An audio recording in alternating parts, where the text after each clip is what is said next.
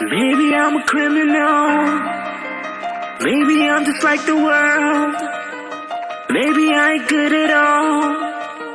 Maybe 'cause the streets done stole my soul. I'm moving like a criminal.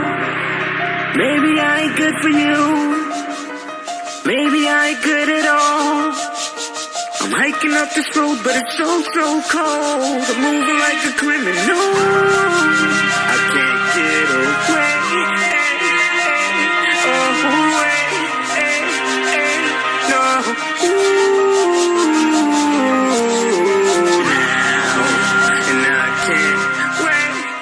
Right now I'm going to meet my little brother, Troy Reed.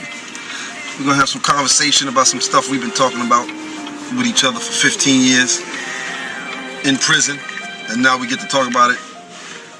I get to talk about it as a free man. Maybe I'm just like the world.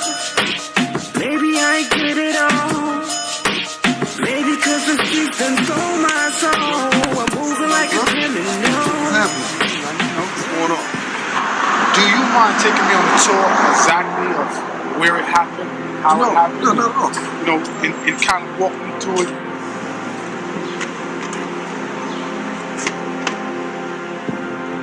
Right here where I was meeting Rich that night, and I pulled up right here. He got into the van. He got into the van right here, and once he got into the van, I knew I had to lock. I locked the doors, and as I was pulling off, I was asking him. Because it didn't take long after I pulled off. I was asking him like, yo, Rich, where did you get that coat from, man? That shit was good, because I wanted to make him comfortable. That shit was good as a motherfucker. He's like, I got it from my connect. I said, oh yeah. So from there, I knew he was lying. I turned to my little man. I gave him the nod. Once I gave him the nod, my little man spent, because he was short so he could stand up in the van. Next thing you heard was the 2 gunshots. Bang, bang. Richard slumped over. And it happened. It happened right here. It happened right here. At this light. At this light, it happened. I'm saying, in my mind, I'm saying to my little man, yo, he's dead. He's done it. He just got hit with a .357. Twice. The only sound I heard was, you know, him releasing his breath. His last breath. So I'm assuming that he's dead. And I need to find a place to put his, you know, leave his body without anyone seeing me and seeing the van or just, so the only place I can think of and just driving it, and it's just so funny. I'm saying City Island, but I'm not even sure if I wanted City Island, but I just knew I wanted to get off the streets and get onto a highway. How did you feel? Was you mad? Was you angry? Like, what was going on in your head? I was very mad. I just killed a nigga that I loved, a nigga that I was getting money with, a nigga that I called my brother.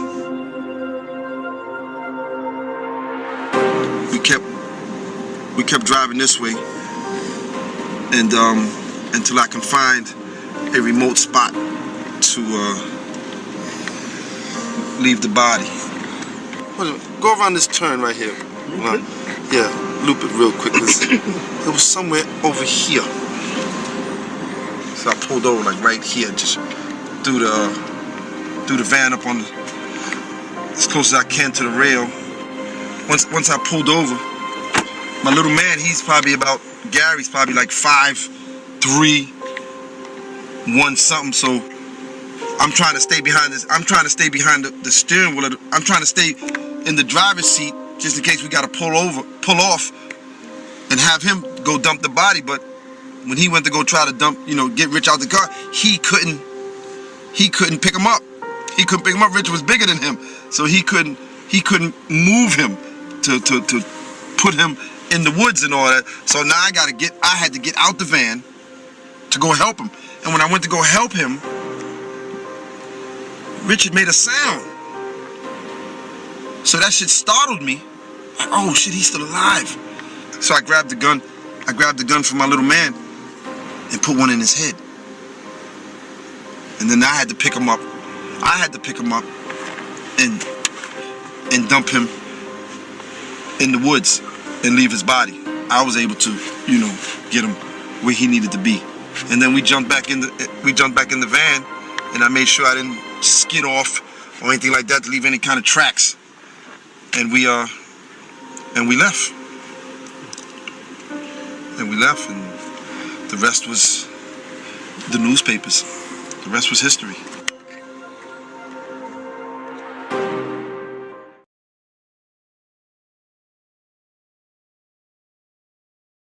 Now, why did you kill Rich? Rich, the question to everybody with that, Rich, the reason why Richard, okay, I had a connect. I had a young Dominican connect off of Broadway, and, you know, he wasn't really in position at the time when I was really dealing with him to really front me crazy. You know, he would front me 1 or 2, but he wasn't really in a position where, you know, we wanted him to front us like, you know, 50, 60, 100 keys. We didn't want to put up no money. We want you to front us, and we'll pay you when we, you know, get the drugs. Or if we got 100 from you, we'll put up some of the money and we'll pay you the rest. You know what I mean? Right. Well, we don't have to go in the stash for our money. So my connect wasn't in position at the time like that, and Richard was dealing with his connect that he met when he did that year in prison. He met a connect when he did that year in the Bronx house. Okay. So this kid was hitting him lovely, but then it stopped. The kid caught a dry spell. Says, you ain't got nobody to get no drugs from, deal with my man, he'll give you a good price, and the money I'm bringing from out of town, you know, we'll hit him, and when he starts fronting us the drugs, you let me know. Because I had other connects, I had like 2 or 3 other connects that I was able to deal with too.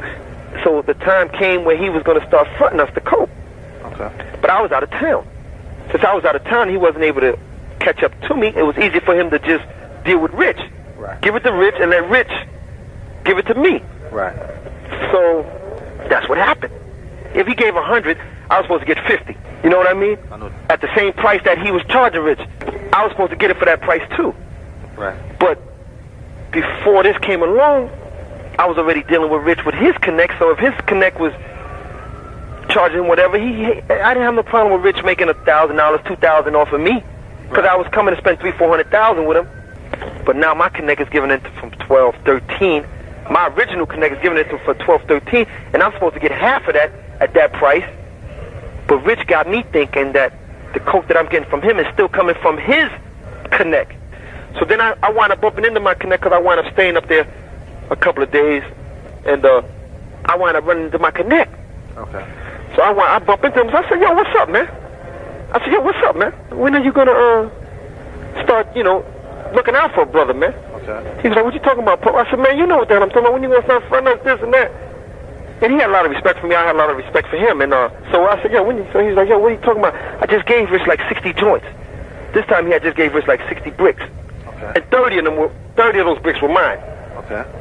So I'm saying, no, you didn't. You didn't. Rich got coke from his man. He said, man, Pope, I'm telling you, man. I said, oh, yeah? I said, yeah, all right, man. And he described them, and I remember I had just got these round joints from Rich that were real good. And I think they had like Reagan or somebody on them. Okay. They were real good, man. And he described them to me and everything. Okay. So I said, yo, all right. I said, yo, we never had this conversation, man.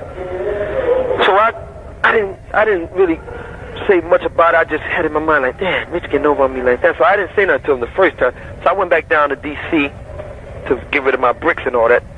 And I had developed a relationship with a dude that just started off as one of my customers. Me and him had built a relationship where we became like real tight, like me and Rich in New York. This kid was me and Rich in D.C.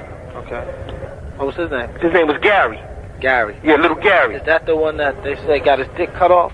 Yeah, that's the one they say got his dick cut off, yeah. Was that a situation from you? Yeah. That was? I wound up killing little Gary later on. This kid was good. He was probably about 3 years younger than me. He was a murderer too. He was about his murder game. Okay. This was my little man. So I went back down to D.C., man, and I told my little man, I said, yo, man.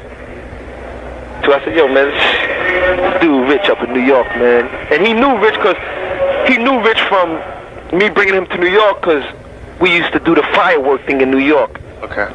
Every 4th of July, I used to spend like $10,000-15,000 with these guineas downtown and get me like a truck full of fireworks and come back to my neighborhood and blow it all up and all that. Okay. Around 105th Street. And This time I did it around 102nd Street with Rich and all that, and I brought my little man, because they never seen nothing like that being in D.C. They couldn't really do stuff like that, so I brought him to New York to show him how we live up there and all that. Okay. So he wanted me and Rich in that process and all that. So, this day I went back to D.C. I said, yo, man, this dude here, man, I just found out this dude is jerking me, man. He's like, what are you talking about, Paul? I said, man, this dude getting these bricks from my man. I'm supposed to get half at this price, and he charging me this price because I'm thinking it's still coming from his connect. And the first thing come out, he's my man, let's kill him, man. I was like, nah, just hold up for a minute. Let me think about this thing. So I wound up calling Rich. I said, yo, Rich, everything all right? Your man back on? So I'm just checking. I said, your man back on? He said, oh yeah, my man just gave me some more joints. You coming up? I said, yeah, I'll be there. Okay. I said, all right. I told my little man, I said, yo, we going to New York, man, and we gonna go see Rich. No, first I went to New York. I took care of my business with him. I spent about $500,000 with him, and got my bricks and all that. And I think he was getting them from. He was also getting bricks from like Fritz and them. I don't know if you ever heard of the kid Fritz. Yeah, I heard of Fritz. Yeah, Fritz was getting boatloads of that stuff. I wound up taking it back to D.C. So I'm still not saying nothing. So I'm saying my little man. I said, yo, man, that's it, man. I'm gonna go back to New York. I said, yo, I'm gonna ask Rich. I'm gonna step to him because I'm really like just fed up with it now. I said, yo, I'm gonna ask Rich who he got that coke from. This last thing I got, who he getting this coke from? And if he lied to me again, that's it. It's over. Okay. I'm taking him out. So now I told my little man this. I'm saying, yo, you come. I said, yo, we gonna go to New York. I had just got me a customized van. I just bought me a customized van. Them big joints with the TV and the bed and all that. Okay. So I had just bought one of those, and it was up there in the shop getting the system done and all that. So I told my little man, I said, yo, we gonna go to New York. We're gonna fly to New York. I'm gonna get with Rich, and I'm gonna find out what the hell is going on. Okay. So one thing led to another, and I don't want to go into all that, you know. But did I? The question is, did I have anything? Did I kill Rich? Yeah. Yes. Yeah. Yes. Yes. I killed Rich. How'd that come about? You just put, because everything on the street said that a limousine pulled up. Huh? A limousine pulled up and put Richard in the car or something like that. That's what they said? Yeah. No. That's when that didn't happen. That's for them to see later on, Antoine. That didn't happen, Antoine. Okay. That didn't happen. But I know the thing is, did I kill Rich? And yes.